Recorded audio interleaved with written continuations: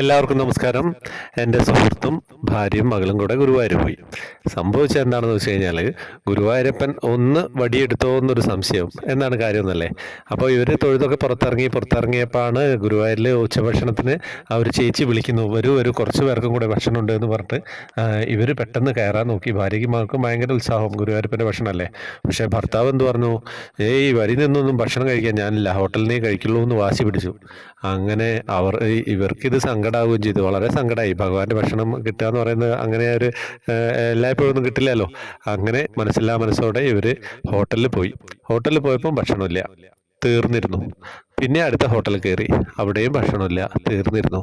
ഗുരുവായൂർ കയറാൻ പറ്റിയ എല്ലാ ഹോട്ടലിലും കയറി ഇവര്, പക്ഷെ എവിടെയും ഉച്ചഭക്ഷണം ഉണ്ടായിരുന്നില്ല, എല്ലാം കഴിഞ്ഞിരുന്നു. സത്യം പറഞ്ഞു കഴിഞ്ഞാൽ തിരിച്ചു വരുമ്പോഴത്തേക്ക് ഗുരുവായൂരിലെ ഭക്ഷണവും കഴിഞ്ഞു.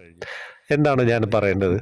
ഒന്നും പറയാനില്ല. അതിനുശേഷം എന്താണ് സംഭവം എന്ന് വെച്ച് കഴിഞ്ഞാൽ, ഗുരുവായൂർ പോവുക എന്ന് പറഞ്ഞാലും പോയി കഴിഞ്ഞാൽ എന്ത് പറഞ്ഞാലും ഈ ചേട്ടൻ ഒന്നും പറയില്ല എന്നുള്ളതാണ് സത്യം.